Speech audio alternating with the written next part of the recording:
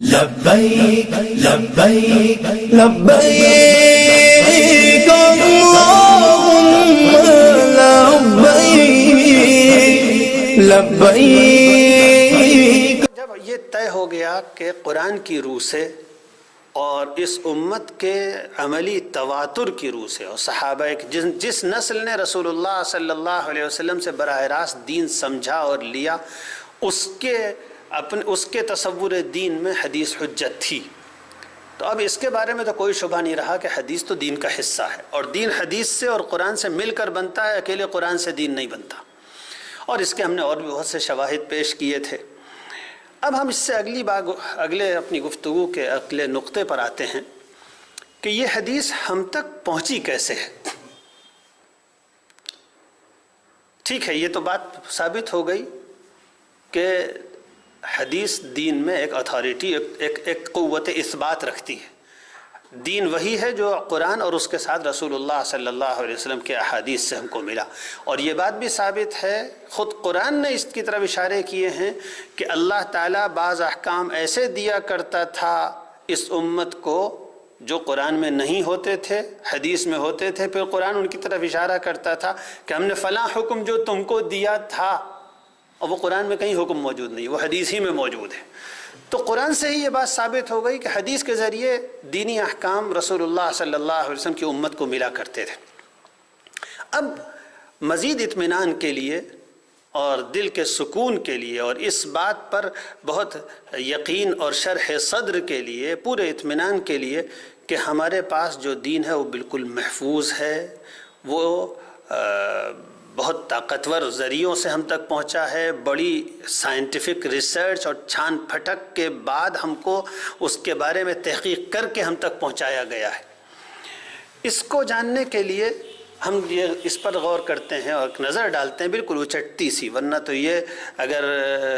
بلا مبالغہ کہا جائے تو ہزار صفحات کا موضوع ہے۔ تاریخ تدوین حدیث، تاریخ روایت حدیث، تاریخ نقد حدیث، تاریخ اصول حدیث، تاریخ علوم حدیث، یہ پوری تاریخ ہے۔ 1400 سال میں ہم تک حدیث کیسے پہنچی، کس طرح وہ چیک کی گئی، اس کے نقد کے، اس کے کریٹیک کے، اس کو جانچنے پرکھنے کے کیسے اصول وضع کیے گئے۔ لیکن ایک عام پڑھے لکھے آدمی جس نے باقاعدہ اسلامک سائنسز کو اور حدیث کے علوم کو نہیں جانا اور وہ ان کی باریکیوں کو نہیں سمجھ سکتا، اس کے لیے ایک موٹی موٹی چند باتیں ہم ذکر کرتے ہیں۔ سب سے پہلے کہ حدیث ہم تک پہنچی کیسے۔ عام طور پر خیال یہ کیا جاتا ہے کہ عربوں کے یہاں بالکل لکھنا پڑھنا ان کو نہیں آتا تھا، حدیث بھی صرف زبانی نقل ہوتی آئی ہے۔ حضور اکرم صلی اللہ علیہ وسلم کے زمانے میں حدیث لکھی نہیں جاتی تھی، اور بعد میں بھی 200 سال، 250 سال، 300 سال تک حدیث صرف سینہ بسینہ اور زبانی روایتوں کے ذریعے منتقل ہوتی آئی، تاکہ تیسری ہجری میں 200 حضور اکرم صلی اللہ علیہ وسلم کے یہاں اس دنیا سے تشریف لے جانے کے 200-250 سال کے بعد حدیث پہلی مرتبہ لکھی گئی ہے۔ یہ بالکل غلط خیال ہے۔ حدیث کا بڑا ذخیرہ تو خود صحابہ کرام کے دور میں لکھ لیا گیا تھا، کچھ تھوڑا بہت تو حضور اکرم صلی اللہ علیہ وسلم نے بھی لکھایا تھا، اور باقاعدہ وہ چھوٹے چھوٹے صحیفوں اور کتاب کی شکل میں لکھا جاتا تھا۔ مثلا ایک کتاب تھی جو حضور اکرم صلی اللہ علیہ وآلہ وسلم کی ایما سے یا آپ صلی اللہ علیہ وسلم کی موافقت سے لکھی جاتی تھی، اور مکے میں بھی لکھی گئی اور مدینے میں بھی اس کو آ کر اس کی تکمیل کی گئی۔ اس کا نام تھا الصادقہ۔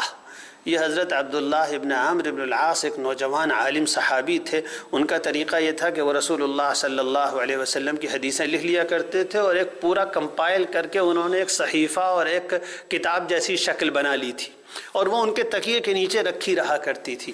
ان سے اس کی نقل بعض لوگوں نے لی۔ ان کے پوتے تھے، پوتے تھے حضرت عمرو بن شعیب، ان تک اس کا نقل ہو کر نسخہ آیا تھا، اور وہ نسخہ امام زہری نے نقل کروا کے اپنے پاس بھی لے لیا تھا۔ وہ تقریباً 1000 روایتیں اس میں تھیں، اور امام زہری نے اپنا وہ نسخہ اپنے شاگردوں کو دکھایا، امام مالک نے بھی دیکھا، اور حکومت کے سرکاری علمی اس میوزیم میں جو حدیث کی حفاظت کے لیے حضرت عمر بن عبدالعزیز کے زمانے میں تیار کیا گیا تھا، اس میں یہ الصادقہ کا نسخہ بھی امام زہری والا محفوظ تھا۔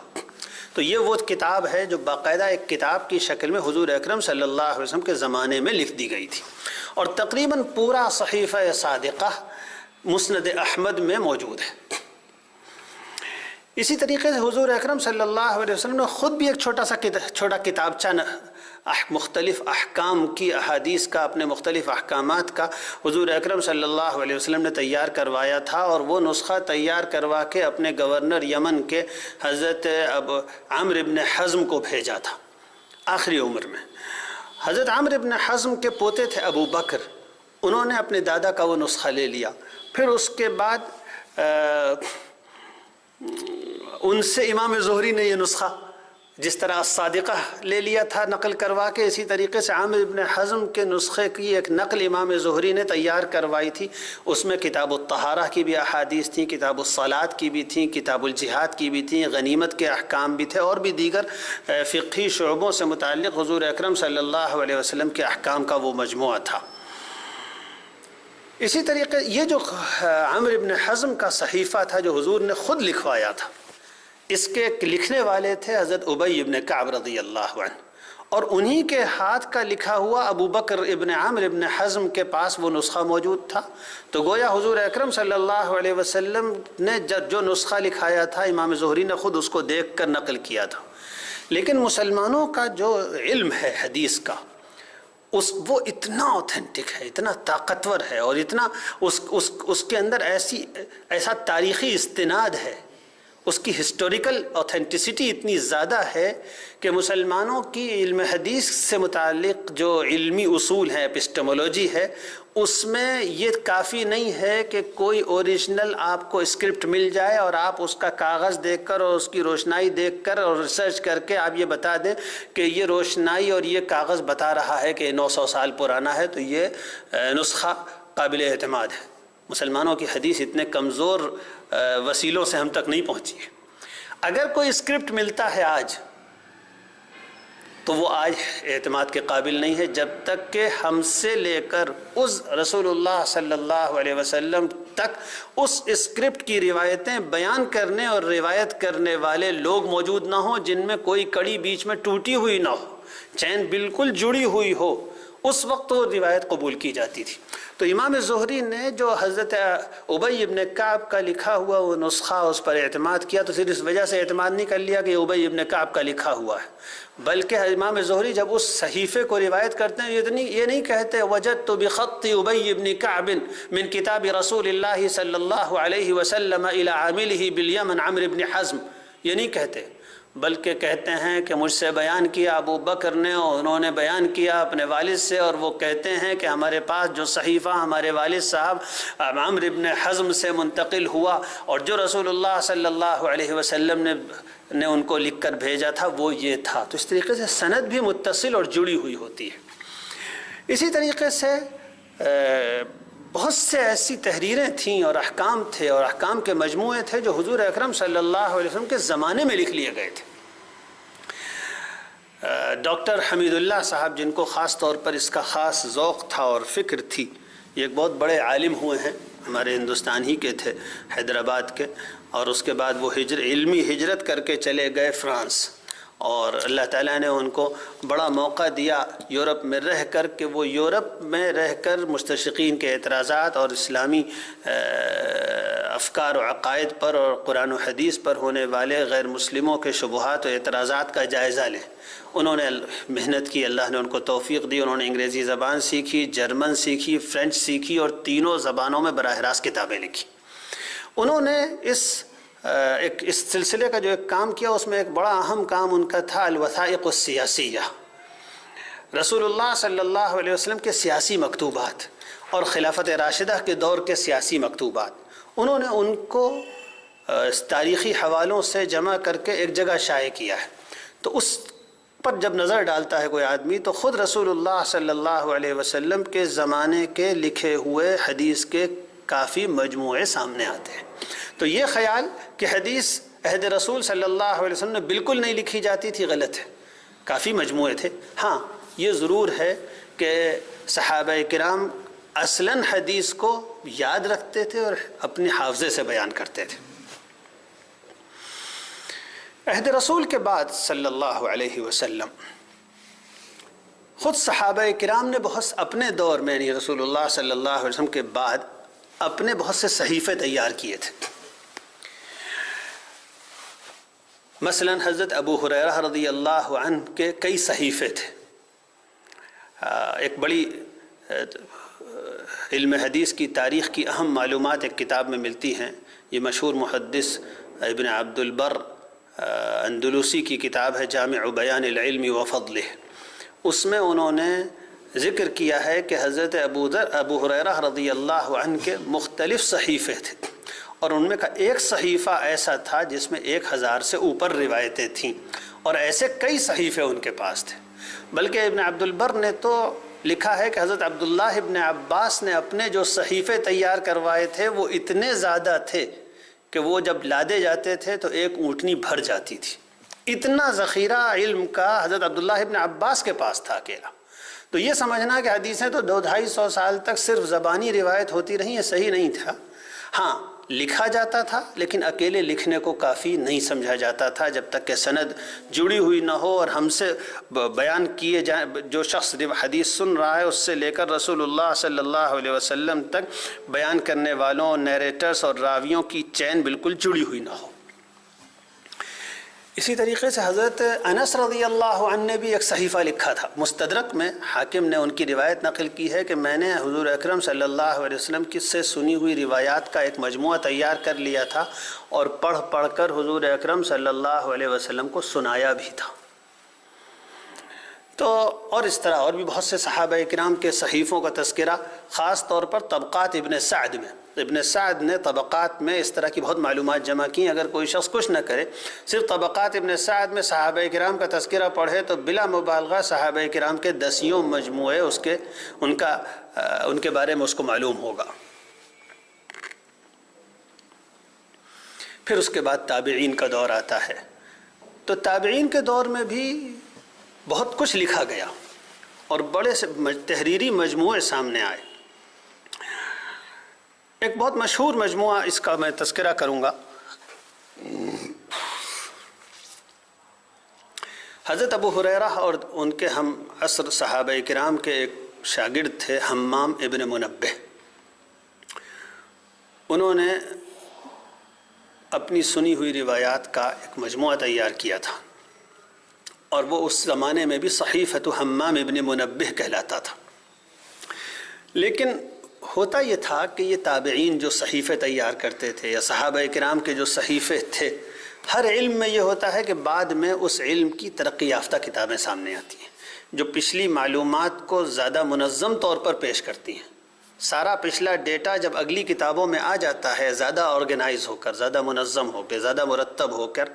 تو فطری طور پر بعد کے لوگوں کو زیادہ فائدہ ان کتابوں سے پہنچتا ہے جو بعد میں لکھی گئی ہیں، تو پچھلی والی کتابوں کی طرف توجہ کم ہو جاتی ہے۔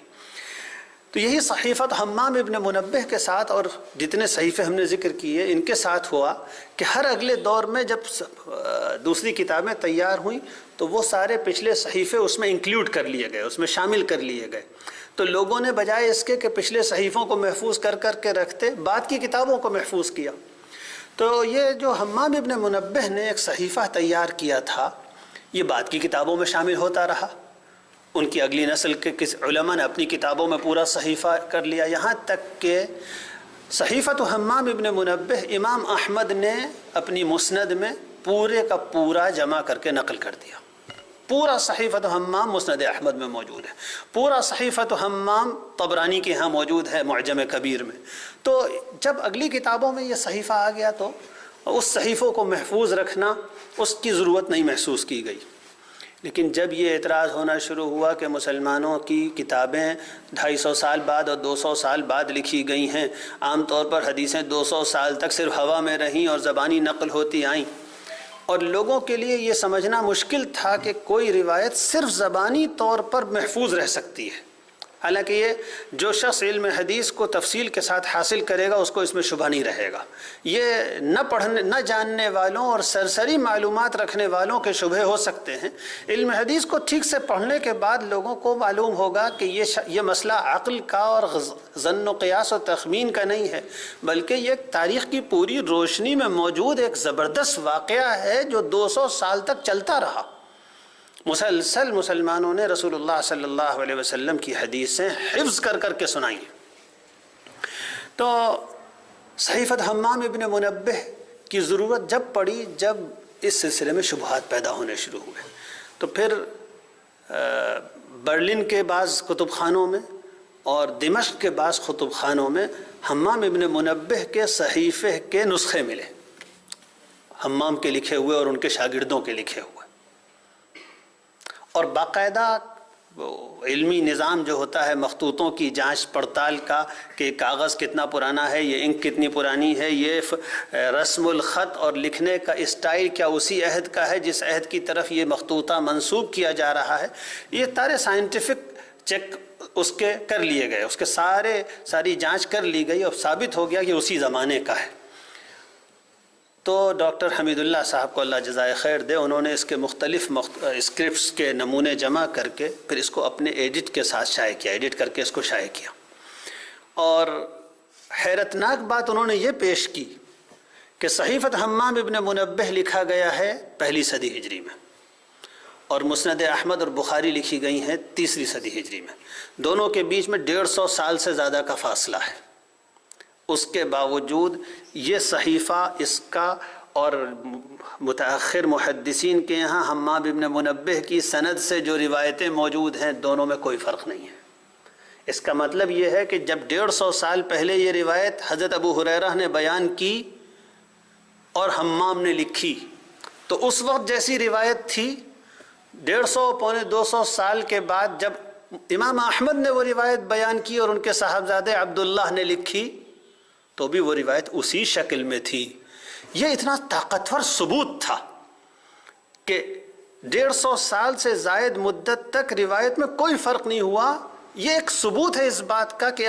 وہ ساری روایتیں جو بیان کی جاتی ہیں اپنی اسانید اور اپنی چینز کے ساتھ، اس کے بارے میں یقین کرنا چاہیے کہ رسول اللہ صلی اللہ علیہ وسلم کے زمانے سے جب چلی تھیں تو بعد تک وہ محفوظ رہیں. ہاں انسانی بھول چوک سے جو غلطیاں ہو جایا کرتی ہیں وہ ہو سکتی ہیں، بعض روایتوں میں پائی بھی گئی ہیں، لیکن ان غلطیوں اور بھول چوک کو چیک کرنا اور پکڑنا اس کا باقاعدہ ایک علم و فن ایجاد کیا مسلمانوں نے اور اس کے ذریعے ان غلطیوں کو پکڑ لیا. لیکن یہ تو ثابت ہو گیا صحیفہ حمام ابن منبہ کے شائع ہونے کے بعد کہ مسلمانوں کی روایات جس عہد میں سمجھی گئیں کہ اس عہد میں روایات گڑھی گئی ہیں وہ اس عہد سے بہت پہلے سے تحریری شکل میں موجود تھی. اور جس زمانے میں یہ سمجھا گیا کہ 150-200 سال کا گیپ 250 سال کا گیپ ہوا، اتنی مدت میں روایتیں بہت کچھ بدل گئی ہوں گی، صحیفہ حمام ابن منبہ نے ثابت کیا کہ روایتیں 150-200 سال کی مدت میں بالکل نہیں بدلی، من و عن ویسی ہی باقی رہی ہیں. صحیفہ حمام ابن منبہ کا تذکرہ ہم کو ایک اور حدیث کی حفاظت کے سلسلے میں ایک بہت بڑے کارنامے کے تک لے جاتا ہے.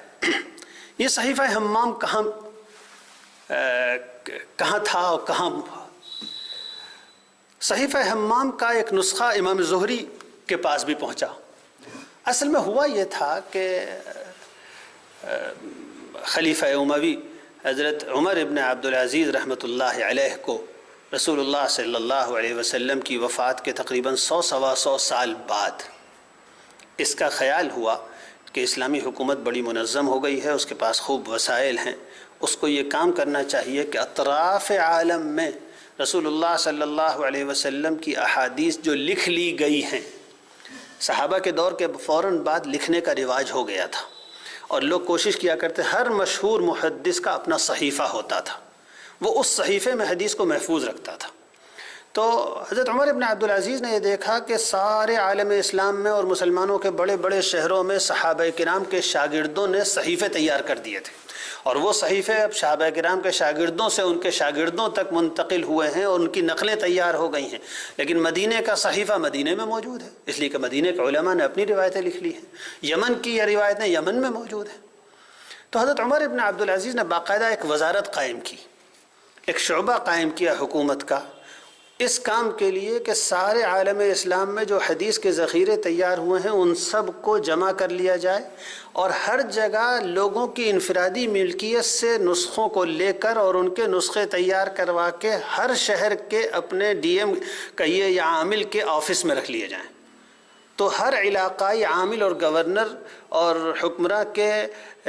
یہاں حدیث کو جمع کرنے اور اس کے نسخوں کو محفوظ کرنے کا ایک شعبہ تیار کیا گیا، اور اس کا ذمہ دار کسی محدث اور عالم کو بنایا گیا، اور حکم دیا گیا کہ ہر علاقے کی حدیثوں کی ایک کاپی تیار کر کے وہاں کے مقامی آفس میں رکھی جائے، اور ایک کاپی تیار کر کے دمشق کے دارالخلافہ میں خلیفہ کے یہاں پہنچائی جائے، اور پورے عالم اسلام میں اور سارے مسلمانوں کے دائرۂ حکومت میں جس شخص کو اس پورے کام کا ذمہ دار، یا آج کی زبان میں کہیے کہ جمع حدیث و کتابت حدیث کا وزیر بنایا گیا، وہ امام زہری تھے۔ امام زہری کی قیادت میں یہ کام ہوا، اور خلیفہ کا خط ہر شہر میں پہنچا اپنے عامل کے پاس۔ بخاری میں روایت موجود ہے، انظر ما كان قبلك من حدیث رسول اللہ صلی اللہ علیہ وسلم فاکتبه فإنی خفت دروس العلم وذهاب العلماء۔ دیکھو تمہارے علاقے میں جو رسول اللہ صلی اللہ علیہ وسلم کی حدیثوں کے مجموعے تیار ہو چکے ہیں ان کی کاپیاں تیار کراؤ، اس لیے کہ کہیں ایسا نہ ہو کہ یہ صحیفے ابھی تو تیار ہو گئے کہیں مٹ نہ جائیں۔ فإنی خفت دروس العلم، یہ صحیفے مٹنے نہیں چاہیے، حکومت کو ان کی کاپیاں جمع کرانی چاہیے۔ یہاں تک اہتمام تھا کہ امام زہری کی طرف سے حضرت عمر بن عبدالعزیز خود بھی بہت بڑے عالم اور مجتہد اور امام تھے، انہوں نے ہر علاقے میں کس کس کے پاس کیسی کیسی حدیثیں موجود ہیں اس تک کا تفصیلی ڈیٹا دیا اپنے عامل کو۔ مثلا مدینے میں ان کا جو عامل تھا اس کو لکھا کہ دیکھو مردوں سے اور علماء سے تو صحیفے لوگ ہیں، لیکن میں تم کو بتاتا ہوں حضرت عائشہ رضی اللہ عنہا کی ایک خاتون شاگرد ہیں، ان کے پاس حضرت عائشہ کی بہت روایات ہیں، وہ ہیں عمرہ بنت عبد الرحمن، وہ مدینے کے فلاں محلے میں رہتی ہیں، تم ان کے گھر جانا اور ان کے صحیفے کو بھی نقل کر لینا۔ اتنی تفصیل سے حدیث کو پھر سے لکھوانے، جمع کرنے، اس کے صحیفے تیار کرنے، اور مقامی آفس سے لے کر دارالحکومت تک ایک محفوظ شعبے میں ان صحیفوں کی حفاظت کا اس وقت انتظام کیا گیا تھا۔ تو میں سمجھتا ہوں کہ حضرت عمر ابن عبدالعزیز کے دور میں غالباً تقریباً سب کی سب حدیثیں لکھ کر جمع ہو گئیں، اور حکومتی آفیسز میں اس کی نقلیں تیار ہو گئیں۔ لیکن جب اگلی کتابیں لکھی گئیں تو وہ صحیفے جو مختلف صحابہ کے، مختلف تابعین کے نقل ہو کر عام ہو گئے تھے، وہ سارے صحیفے اگلی کتابوں میں چونکہ آ گئے، اس لیے ہم تک وہ پہلے سے تیار ہونے والے صحیفے نہیں مل سکے۔ تو یہ تھوڑی سی تاریخ ہے یہ بتانے کے لیے کہ رسول اللہ صلی اللہ علیہ وسلم کے زمانے سے لے کر بعد کے زمانے تک حدیث کافی مقدار میں لکھی بھی گئی ہے، لیکن حقیقت یہ ہے کہ لکھنے سے کہیں زیادہ اہتمام مسلمانوں نے، محدثین نے حدیث کو شروع میں یاد کرنے پر کیا، اور اس کی وجہ تھی، اس کی وجہ یہ تھی کہ جتنے بڑے پیمانے پر حدیثیں پھیلی ہوئی تھیں ان سب کو لکھنے میں اتنا وقت لگ جاتا کہ ان صحابہ کی وفات ہو جاتی، ان بڑے تابعین کی وفات ہو جاتی، علم محفوظ نہ ہو پاتا۔ اس لیے شروع میں تو یہ کیا گیا کہ جا جا کر سب سے روایتیں لی گئیں، محفوظ کی گئیں، یاد کی گئیں، اور اللہ سبحانہ و تعالی اس امت کے ساتھ اللہ کا معاملہ یہ ہے کہ جس دور میں جس کام کی ضرورت ہوتی ہے امت کی بہترین صلاحیتوں کو اللہ تعالیٰ اس کام میں لگا دیتا ہے۔ یعنی آپ سوچئے کہ جیسے ہی فتوحات کا سلسلہ ایک بڑی حد تک پہنچتا ہے، امت کی ساری بہترین صلاحیتیں جمع حدیث پہ لگ جاتی ہیں۔ یعنی آپ دیکھیے سن 50 کے بعد سب کچھ صرف اور صرف ایسا لگتا ہے کہ امت کو کوئی کام ہی نہیں ہے سوائے اس کے کہ حدیث کا علم حاصل کریں، یہاں تک کہ سارے ذہین افراد، سارے ذہین نوجوان حدیث کا علم حاصل کرتے تھے، اس کے لیے سفر کرتے تھے، اس میں عمریں خرچ کرتے تھے۔ اس سلسلے میں اگر امت کے کارنامے کو مختصر سا بھی بیان کیا جائے تو اس کو گھنٹوں چاہیے۔ بعض لوگوں نے 40 سال لگاتار سفر میں گزارے ہیں حدیث جمع کرنے کے لیے۔ امام ابن مندہ 40 سال کے بعد اپنے گھر واپس آئے ہیں، اور جب وہ گھر واپس آئے ہیں ان کے پیچھے 100 اونٹ تھے جو حدیث کی کتابیں تھیں۔ 40 سال تک وہ شخص اپنے وطن واپس نہیں گیا، حدیث جمع کرتا رہا. اس طرح حدیث جمع ہوئی ہے. اور یہ سب کچھ کوئی زبانی سے روایات نہیں ہیں، یہ بالکل تاریخ کی روشنی میں موجود چیزیں ہیں. اس میں کوئی پڑھا لکھا شخص کبھی اس میں اختلاف کر ہی نہیں سکتا. تو اس طریقے سے حدیث محفوظ کی گئی، زبانی روایتیں ہوئیں. لیکن عموماً پہلی دور اور دوسری نسل کے بعد، کبار تابعین کے بعد، اوساط تابعین، بیچ کا درجہ جو ہے تابعین کا، اور چھوٹے تابعین، ان کے دور سے یعنی تقریباً یوں سمجھ لیجئے 50-60 ہجری کے بعد سے ہر قابل ذکر عالم کے پاس اپنا حدیث کا صحیفہ ضرور ہوتا تھا. اس کے بغیر وہ لکھے بغیر روایتیں بیان نہیں کرتا تھا. لکھ کے رکھتا تھا، یاد کرتا تھا، زبانی بیان کرتا تھا، لیکن اس کے پاس اپنی کتاب بھی ہوتی تھی. اب یہ جاننا چاہیے کہ یہ حدیث کس طرح روایت کی جاتی تھی. ابھی تک تو ہم نے صرف بتایا کہ حدیثیں عام طور پہ لکھ لی جاتی تھی. حدیث اس طرح روایت کی جاتی تھی کہ بالکل شروع میں صحابہ کرام کے دور تک تو لوگوں نے تھوڑا اس میں نرمی برتی، لیکن جیسے ہی صحابہ کرام ہی کے دور میں دوسرے قسم کے لوگ مسلمانوں میں داخل ہونے شروع ہوئے تو یہ طے کر دیا گیا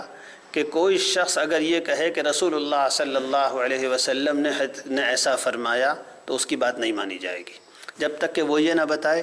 کہ مجھ سے لے کر رسول اللہ صلی اللہ علیہ وسلم تک جڑی ہوئی سند اور چین ہے کہ نہیں ہے، جس کو حدیث کی زبان میں سند کہتے ہیں. مثلا کوئی شخص کہے مجھ سے بیان کیا فلاں نے، ان سے بیان کیا ابو ہریرہ نے، سند مکمل ہو گئی. لیکن اگر کوئی شخص کہے جس نے حضرت ابو ہریرہ کو نہیں دیکھا کہ حضرت ابو ہریرہ نے بیان کیا ہے، تو حدیث اس طرح مکمل نہیں ہوتی. تو حدیث جب بھی بیان کی گئی تو وہ پوری چین آف نیریٹرز کے ساتھ، راویوں کی سند کے ساتھ بیان کی گئی، تبھی قبول کی گئی. پھر اس سند کی حفاظت یہ ایک عجیب و غریب اس امت کا کارنامہ ہے. اس کو ذرا سا آدھا 1 منٹ کی تفصیل میں اس سے میں ذکر کروں گا. پوری انسانی تاریخ میں کسی قوم نے کسی دور کی تاریخ کو، اپنے کسی ہیرو کی زندگی کو، کسی مذہبی رہنما کی تعلیم کو اس طرح محفوظ نہیں کیا کہ اس مذہبی رہنما اور اس ہیرو اور اس شخص کے حالات جن لوگوں نے براہ راست دیکھے، وہاں سے لے کر 200 سال 300 سال بعد تک جو لوگ بیان کر رہے ہیں وہ یہ بھی بیان کریں مجھ سے فلاں نے بیان کیا، اس سے فلاں نے بیان کیا، اس سے فلاں نے بیان کیا، اس سے فلاں نے بیان کیا، جسے سند کہتے ہیں. یہ مسلمانوں کی خصوصیت ہے. پوری دنیا میں کسی نے تاریخ کو اس طرح محفوظ نہیں کیا ہے. تو مسلمانوں کا جو علم تاریخ ہے، اس میں حدیث جو ہوتا ہے یا نیریشنز جو ہوتے ہیں، اس کو بھی علمی تقسیم کے طور پر یہ کہا جاتا ہے یہ علم تاریخ کا ایک حصہ ہے. اگرچہ مسلمانوں کے ہاں حدیث کبھی علم تاریخ کا حصہ نہیں رہا، لیکن یہ جو سسٹم ہے معلومات کو اگلی نسلوں تک پہنچانے کا اور اگلی نسلوں تک پہنچانے کا، یہ نظام پوری دنیا میں کسی قوم کے پاس کبھی نہیں رہا، یہ صرف مسلمانوں کے پاس تھا.